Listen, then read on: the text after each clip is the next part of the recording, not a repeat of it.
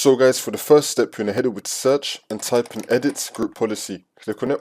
And then once you're on this, under computer configuration, you want to expand administrator templates. Expand this. Now you want to expand system. Now you want to click on the logon folder. We're going to scroll down and then click on logon. And now this will appear on the right side.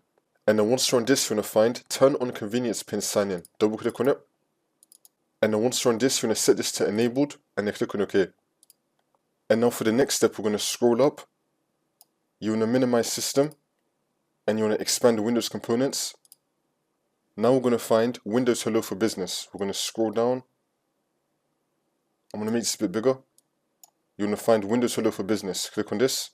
And now this will appear on the right side. And then once you're on this, you want to double click on Use Biometrics. You want to set this to enabled and then click on OK. Now you want to double click on Use Windows Hello for Business.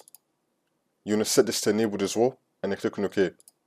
And now for the last step, you just want to restart your computer and then the problem should be fixed.